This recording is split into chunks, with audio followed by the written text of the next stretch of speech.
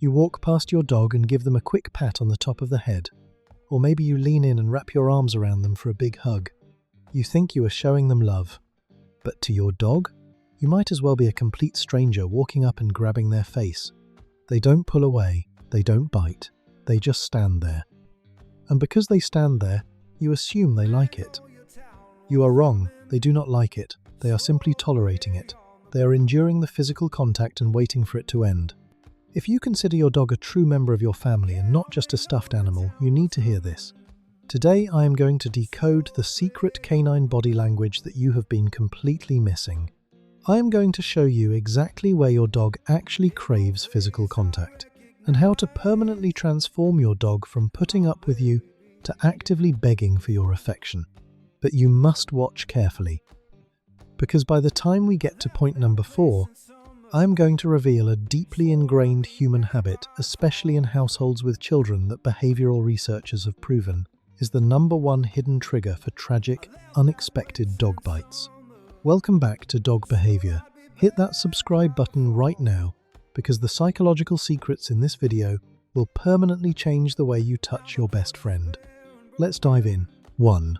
The head, pat, pressure, signal. Let's start with a gesture you probably do 10 times a day.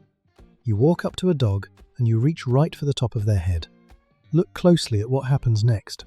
The ears flatten slightly, the body stiffens, the head ducks down.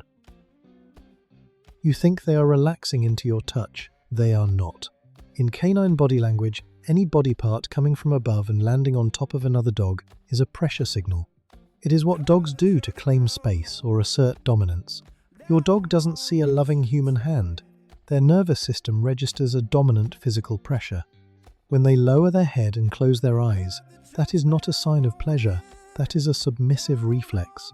They are managing the pressure and waiting for it to be over. Stop making the head your default starting point. So, how do you know what they actually enjoy? 2. The 3-second consent test. This is the single most powerful tool you will ever learn as a dog owner. It takes exactly 3 seconds, and it removes all the guesswork.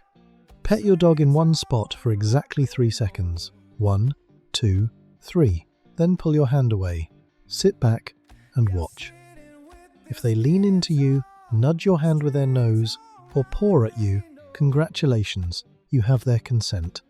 Keep going. But if they sit perfectly still, look away, or do a sudden lip lick, which is a psychological calming signal, they are telling you they are done. And if they freeze and stop breathing for a fraction of a second, pull your hand away immediately. A freeze is the final warning before a bite. Run this test today. You will be shocked to discover where they actually want to be touched and where they have just been tolerating you for years. 3. Sweet spots and danger zones.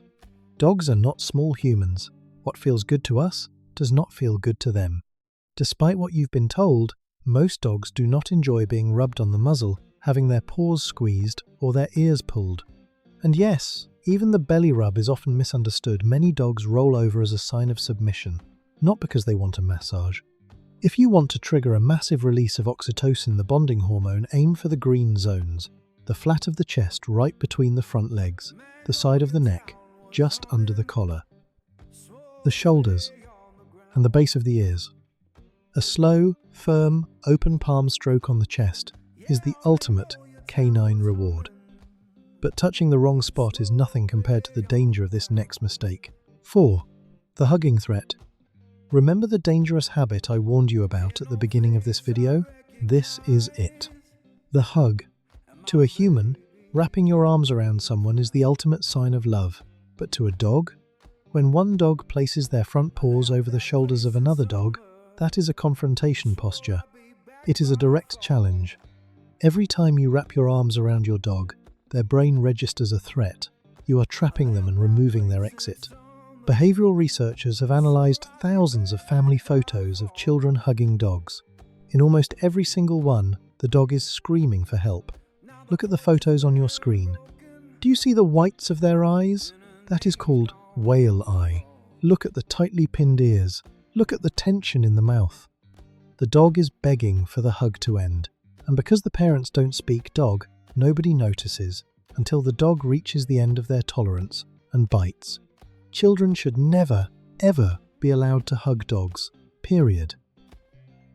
But if you can't hug them, how do you get your dog to show you affection? How do you build a dog that actively seeks out your touch? It all comes down to the very first step you take towards them. 5. The art of approach. How you approach matters more than how you touch. Never walk directly at a dog with your hand reaching out toward their face. In the animal kingdom, a direct, frontal approach is dominant and aggressive. When you stand tall over them, you become a massive tower of pressure. Instead, do what dogs do. Walk in a slight curve, squat down to the side, not the front. Offer your hand low, with your fingers loosely curled and your palm facing inward. You are offering an invitation, not an imposition. You are giving them choice. If they want to engage, they will close the distance. If they don't, respect it.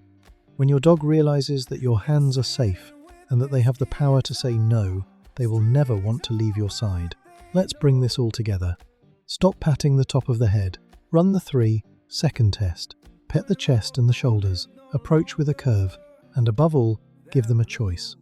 If you do this for just 30 days, the dog you are living with will become a completely different dog. Not because their personality changed, but because you finally stopped doing the one thing that was keeping them at arm's length. You stopped treating them like an object that just receives affection, and you started treating them like a partner who chooses it. Every touch is a conversation. When you stop forcing hugs and start respecting their signals, they learn that your hands are safe. And the dog who learns that your hands are safe is the dog who will seek those hands out. They will lean against your leg. They will expose their chest. They will choose you, every single time. That is the bond you thought you were building all along. Now, it is your turn to do the work. I want you to run the 3-second test today. Go down to the comments right now and tell me, did your dog ask for more, or have they been tolerating you this whole time? If you know a dog owner, especially a family with small children, send this video to them right now. You might literally prevent a tragedy. Hit that subscribe button so you never miss another breakthrough in your dog's psychology. But our journey isn't over. You probably think that when your dog licks your face or your hands, they are giving you kisses. They are not. Click the video on your screen right now to decode the true hidden meaning behind why your dog licks you. It will surprise you. I'll see you over there. That place in summer, swore I'd be back by fall.